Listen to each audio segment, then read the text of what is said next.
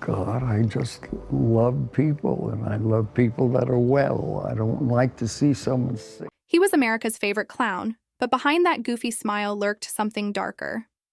For over 40 years, Jerry Lewis secretly worked to destroy Dean Martin's career after their bitter breakup. When Dean got a movie role, Jerry called the studio to get him fired. When Dean released a song, Jerry paid radio stations not to play it. Even as Dean lay dying, Jerry refused to apologize. Today, shocking new evidence reveals just how far he went to ruin the partner who made him famous. Jerry Lewis was born on March 16, 1926, in Newark, New Jersey. His parents, Danny and Ray Levitch, were both performers. His mother sang and told jokes on stage, while his father played the piano and worked as a musical director. With two entertainers for parents, Jerry was surrounded by show business from the start. But growing up wasn't easy. The Great Depression hit many families hard, and Jerry's was no exception. Money was tight, and the world around him felt uncertain. Still, Jerry was full of energy. He had a wild streak and loved playing pranks, like sneaking into kitchens to steal food. That playful spirit was already showing signs of the comedian he'd grow into. He stepped on stage for the first time when he was only 5. His parents brought him to the Catskill Mountains, a place known for Jewish entertainers. That's where he performed Brother, Can You Spare a Dime?, a song that captured the struggles people were facing. It wasn't just a cute moment for Jerry. It was a first real taste of performing, and it left a mark. But while his parents traveled for work, Jerry often stayed behind. He spent a lot of time with his grandmother, and that made him feel alone. That loneliness would later find its way into his comedy, hidden beneath the laughs. At age 12, Jerry came up with something different. He created the Record Act, where he pretended to sing along with popular records. But he didn't just move his lips. He acted out every lyric in a way that was big, funny, and over the top. He spent hours in front of a mirror, perfecting every move. It became his signature routine and showed just how creative he already was. By his teenage years, Jerry knew he didn't want a regular life. He wanted to entertain. So at just 15, he dropped out of high school. It was a huge gamble, but he was serious. He started performing in clubs and small theaters around New York City. The road wasn't smooth. One burlesque show went so badly that he couldn't get booked for a while afterward. To survive, Jerry took odd jobs. He worked as a soda jerk and an usher at a movie theater. It wasn't glamorous, but he didn't give up. He kept chasing his dream, no matter how long it took. Around this time, he also decided to change his stage name. At first, he called himself Joey Lewis, but it led to confusion with other performers like Joe E. Lewis and the boxer Joe Lewis. To fix that, he started calling himself Jerry Lewis. It seemed like a small change, but it would end up sticking with him forever. In 1945, something happened that would change his life and comedy itself. Jerry was performing his act at the Glass Hat nightclub in New York. He was just 23. That's when he saw Dean Martin, a smooth, good-looking singer 5 years older than him. Jerry later said Dean was the most handsome man he'd ever seen. They met that night, but nothing big came of it. Still, Jerry couldn't stop thinking about Dean. Over the next year, he kept showing up at Dean's gigs, trying to get close. Dean wasn't impressed. He thought Jerry was annoying and too eager. Then, in July 1946, everything clicked. Both men were booked to perform at the 500 Club in Atlantic City.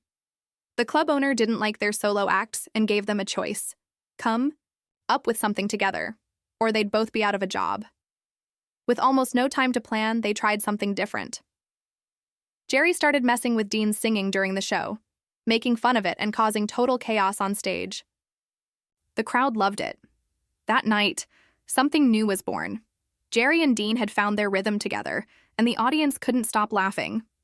On March 3rd, Jerry Lewis signed a deal that shocked Hollywood. Paramount Pictures offered him $10 million and 60% of the profits for 14 movies over 7 years. That made him the highest-paid actor in town. He also got something almost no one else had: creative control. He would own the rights to his films after 30 years, and he had the final say on how they were edited. Paramount's boss, Barney Balaban, said, "If Jerry wants to burn down the studio, I'll give him the match." It was a bold move, but Lewis was ready to prove he could stand on his own. His first solo film, The Delicate Delinquent, came out in 1957.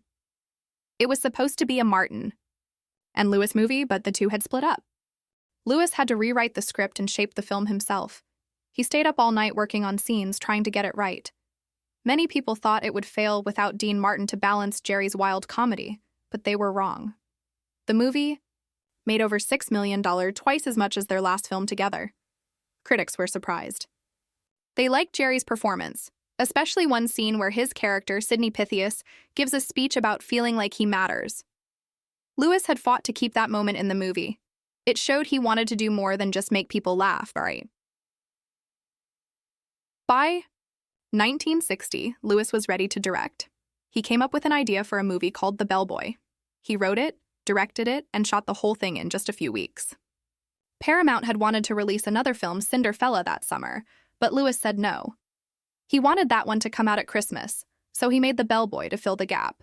He filmed it at the Fontainebleau Hotel in Miami, using a new trick he invented, video assist. It let him watch what he just filmed right away. Today, every director uses it. The Bellboy came out on July 20th, 1960. It made over $10 million and was a hit with critics. They called it a lesson in visual comedy. Jerry Lewis wasn't just a star anymore. He was a writer, director, and producer too. Then came The Nutty Professor in 1963. This time, Lewis played two very different characters. Julius Kelp, a shy and awkward scientist, and Buddy Love, a smooth-talking ladies' man. The idea came from a real person. Lewis once met someone nervous and strange. He spent months working on Kelp's voice and gestures. For Buddy Love, he used memories of slick nightclub guys he'd seen. People guessed the character was based on Dean Martin, but Lewis denied it. Switching between the two roles wasn't easy. The scenes where Kelp becomes Buddy Love took a lot of effort and physical control, but the result was worth it. The film made $19 million and became a classic. Critics called it a masterpiece. Years later, it was chosen for the National Film Registry, which protects movies that are important to American culture. By the mid-1960s, Jerry Lewis was more than just famous. He was a force. His movies kept making money. Hits like The Disorderly Orderly and The Cynic. In 1966 alone, he made about $10 million, over $80 million today. That made him one of the richest entertainers in the country. Other actors saw what he had done. His deal with Paramount changed things. Stars started asking for more control and better deals. The power in Hollywood began to shift. Jerry Lewis was famous for being wild and funny, the guy who made people laugh with silly faces, loud voices, and over-the-top jokes. But in 1982, he did something totally unexpected. He took a serious role in a movie called The King of Comedy. No jokes, no clowning around, just a cold, quiet man named Jerry Langford, a talk show host who gets stalked by a desperate fan, played by Robert Darrow. People didn't know what to make of it at first. Lewis wasn't playing for laughs. He was playing it straight and kind of sad. Langford seemed tired, lonely, and distant, a million miles from the loud, goofy characters Lewis usually played. But the critics noticed. They saw something bold in that quiet performance. It was like Lewis had taken off the mask for a moment and let the real weight of fame show through. The movie didn't make a lot of money at the time, but over the years it found its audience. Now it's considered one of director Martin Scorsese's best films, and Lewis's role in it, people still talk about it. He didn't just show up and act. He prepared. He studied real talk show hosts, watching how they moved, how they sat, how they acted when the cameras were off. On set, he kept his distance from the cast, even Darrow, because he wanted to stay in character. And when he needed to get angry for a scene, he used some intense methods to work himself up. It wasn't easy, and not everyone on set loved it, but it worked. He delivered something raw and honest and maybe even a little personal. Years later, at 69, Lewis surprised people again. This time, he stepped onto a Broadway stage. The show was Damn Yankees, and he played the devil himself, Mr. Applegate. Crowds loved it. He was funny, of course, but also full of charm and energy. And he sang, he danced, he owned the stage. He wasn't just reading lines, he was doing what he did best, improvising, turning tiny moments into gold. One night, someone in the audience was loudly unwrapping candy, and Lewis turned it into a comedy bit, getting laughs without even touching the script. He was getting paid $40,000 a week for the show, and he earned every cent. After Broadway, he didn't take it easy. He took the show on tour, performing in 50 cities across the country, and he kept working long after most people would have retired. At 77, he lent his voice to The Simpsons, playing the dad of Professor Frink. A few years after that, at 80, he showed up on Law & Order, SVU, playing a serious role that reminded people he wasn't just a clown, he could act too. But before all that, before the movies, the shows, the fame, there was Martin and Lewis. They started out performing in little clubs along the East Coast. At first, nobody knew who they were, but they had something special. Dean Martin was cool, calm, the smooth singer with a laid-back charm. Jerry Lewis was chaos, jumping, shouting, making faces, playing off Dean like a human cartoon. Together, they were magic. It didn't take long for people to notice. In just a few weeks, they were packing clubs. In a few months, they were earning $5,000 a week, a huge amount at the time. They signed with a major talent agency and never looked back.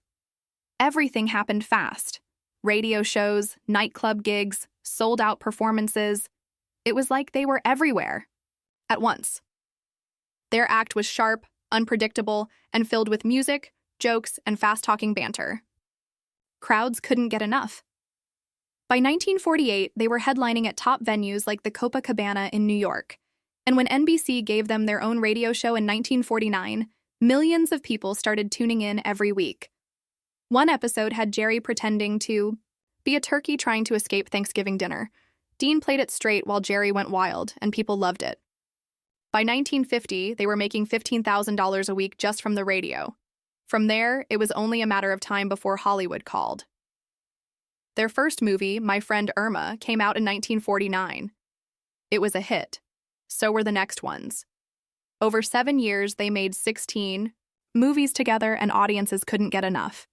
Their films mixed comedy, music, and their one-of-a-kind chemistry. It was a formula that worked again and again.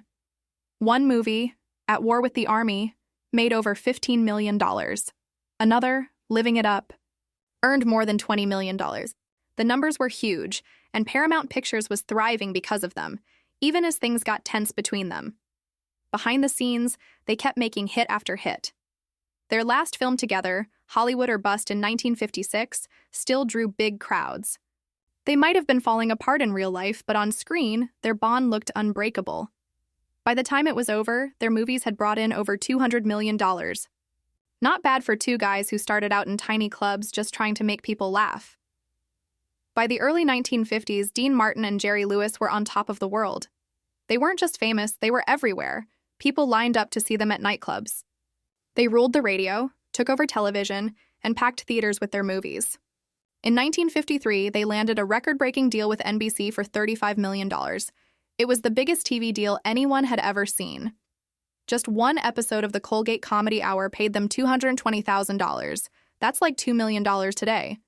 They weren't just doing well, they were making a fortune. Between their movies, live shows, and radio gigs, they pulled in about $5 million a year. At the time, most American families made around $4,400 a year. Martin and Lewis could earn that in less than 24 hours. And they weren't just performers anymore. They started their own company, York Pictures, so they could produce their own work and keep more of the money. They also put their money into real estate and other smart investments. Everything they touched seemed to grow, but all that success came with a cost. They were constantly working, filming by day, performing by night, always on the move.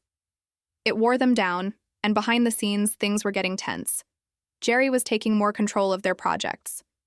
He cared deeply about the creative side and the business decisions, while Dean just wanted to perform and go home.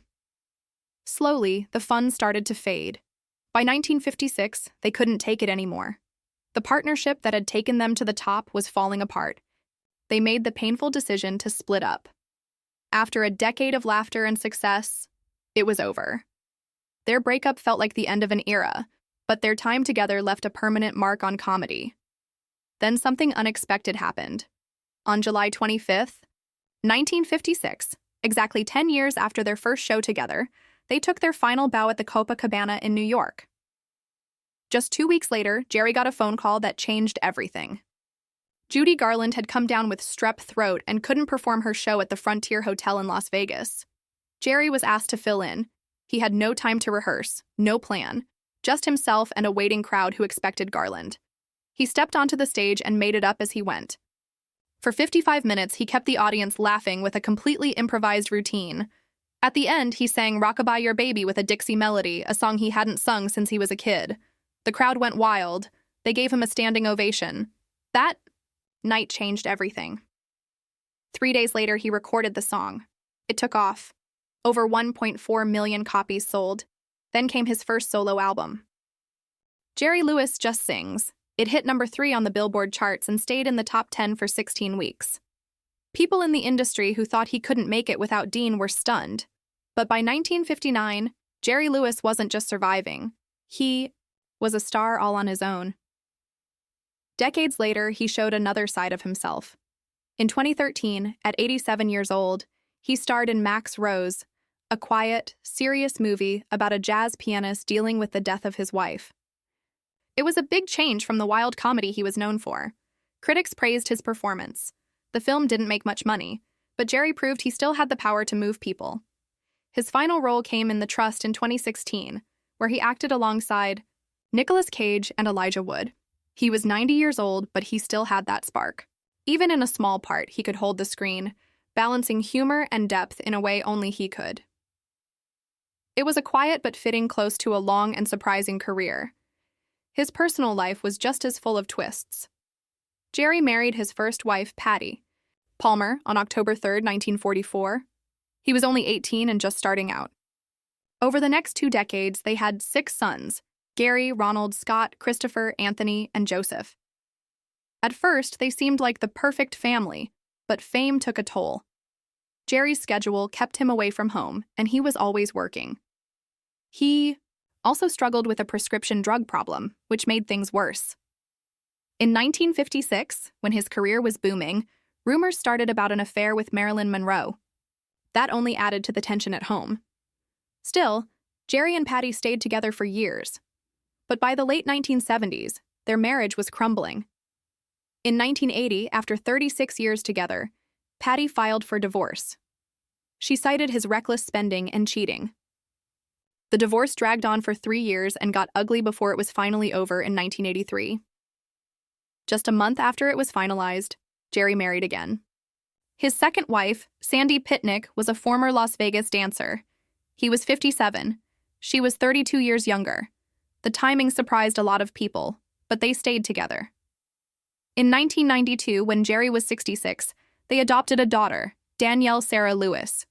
No one expected it, but the adoption brought him real joy. He often said Danielle gave him new energy. Jerry Lewis never gave up. Even when his body began to fail him, he kept pushing forward, holding on to the spotlight like it was keeping him alive. In 2001, he was diagnosed with pulmonary fibrosis. He was 75. The disease made it hard to breathe, and that was a cruel twist for someone whose whole life had depended on fast talking and wild physical comedy. Doctors gave him prednisone to treat it. The drug helped, but it came at a price. Jerry's weight shot up 56 lbs in no time. Suddenly, even tying his shoes became hard. He didn't look like the Jerry people remembered. The skinny, bouncing comedian was gone, but he kept going anyway. He had already fought prostate cancer back in the 90s. Most people would have slowed down. Jerry didn't. He worked through it, even when the medicine pulled him into a deep depression. He later admitted he thought about ending his life. Still, he didn't stop. In 2006, at age 80, he had a heart attack in San Diego. A few months later, he was back on stage. In 2012, he collapsed from dangerously low blood sugar right before giving a speech at an event, but once he recovered, he came back to finish it.